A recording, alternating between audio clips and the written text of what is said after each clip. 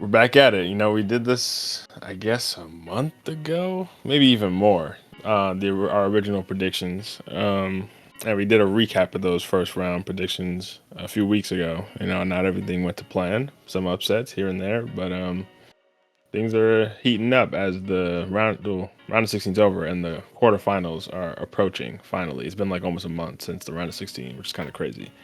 But some massive matchups, and I'm curious to think.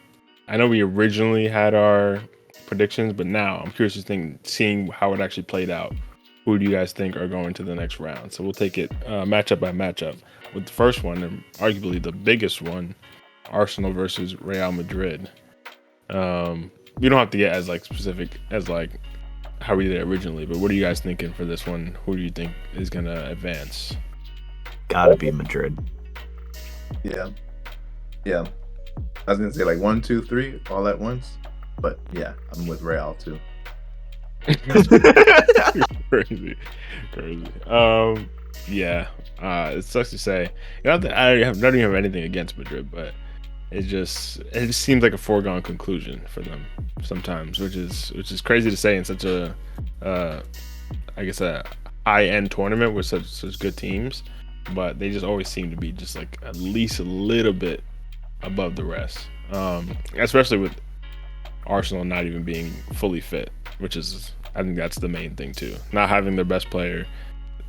If they somehow pull this out, that's honestly a masterclass somehow. So that'd be crazy. Yeah, I had to go with Madrid on this one as well. But next up, probably the biggest surprise from last round in PSG, who took out Liverpool, are taking on Aston Villa, another Premier League club. Not as, Liverpool the league leaders and Aston Villa are not. So maybe that's enough to say how this is going to go. But what do you guys think? Maybe something different. I mean, we talked about before PSG, their team, how young they are, how it's kind of a new project. And the fact they were able to beat Liverpool and be where they are right now in this tournament, I think it might be a better chance of it being their year than previous years. So just for that, I don't think it's going to work for Aston Villa. Rashford, I'm sorry, man. I know you won in Champions League football, but I don't know if you could have another night in Paris with a different team. So, oh my god, crazy. Yeah, I will say, if you're PSG, I feel like there's just no reason why you don't think you can take the whole thing. If you knocked out Liverpool and the odds were stacked against you, and it's such a climactic, just high intensity game, high intensity match, there's no reason why you shouldn't feel like you can't go all the way. So I got PSG. Yeah, and I kind of alluded to it as well. I also have PSG. Not that Aston Villa are scrubs or anything, but it just doesn't feel like. To be fair, since the January transfer window, they've added firepower, like you said, in Rashford and Asensio, who's been playing well. But PSG are just firing. And I think even if they aren't the best team in the competition, I think on form, they're playing some of the best football in the competition. And sometimes that's enough to take you through. And I think especially against Aston Villa, I think if we're talking about maybe a different team, maybe they'd finally meet their match. But I think against Villa, the way Dembele is playing, especially finally fulfilling his potential, I think is going to be enough. But next up, we got the team that's probably playing the actual best football in Europe, in my opinion, Barcelona taking on Dortmund, who we haven't spoken much about so far, but they've gotten all the way to the quarterfinals. So, anyone seeing an upset happening here? Yeah, no. Unfortunately, I think the Jadon Sancho Freedom Fighters will not be winning here. Okay. Barcelona will be taking it. I mean, Yamal been on fire, Rafinha been on fire. Everyone's been on fire at Barca. It's an easy prediction. Yeah, I agree. I feel man, are we gonna agree on all these? We'll see. I think the last one is probably the most contentious one. So, yeah, obviously I'm going Barca. But the fourth matchup, Bayern Munich, who just dispatched Leverkusen handily which two of us did not expect to happen. Taking on Inter Milan, who the only Italian team left in the competition, and in my opinion, one of the better teams in Europe, sneakily. But I think this one's probably because of Arsenal's injury. This is probably the most even matchup left in the competition, at least in this round. So this one, I'm curious, we might have some differences here. Yeah.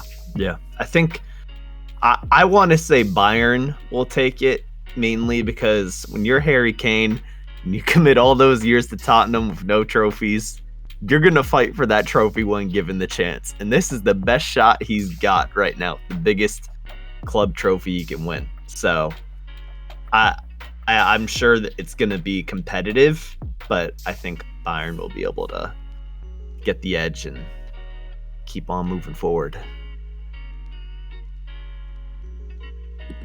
I actually have Inter. Couldn't tell you much beyond why, but I just have Inter. Oh, yeah, I'll help you out because I also have Inter on this one. Only because I think Bayern surprised me last round. I'll give them that, and I do think obviously they're still a great team and they have a lot of top end talent, and probably more than Inter. Like, it's just the names on the roster. If you go name for name, it's just crazy. The talent Bayern always seem to amass. But I think for a knockout competition, I think the way Inter plays, like more that defensive Italian style, it just suits them more. And it's seen them go pretty far in the competition in recent years as well. And I think they also low-key have one of the best teams, and best managers in Europe.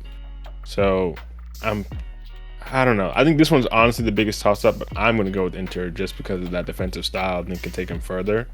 And I think Leverkusen tried to go head-to-head with Bayern a little too much and got caught out for it. If Bayern win, though, fair play. I know, like you said, Harry Kane, he's on a mission. I'm sure he's probably going to win the Bundesliga finally this year. But, yeah, that Champions League would be much sweeter, I'm sure. So, okay, we have a difference. We do have a difference on this one. We'll come back to that one, I guess, in 2 weeks once all the matches are done. We'll do a recap of each, but we'll come back to exciting quarterfinals. Very exciting matchups. Good matchups. I think I guess we tend to usually have good matchups just because it's such great teams, but this year has been, because it's the new format too, and surprisingly, I actually think it's been good, better than expected. Yeah, I think there were points where it felt like, I'm sure from a player perspective, it's a lot of fixtures, but in terms of how it actually ended up working out, we do have some heavy hitters left, which people want to see, obviously.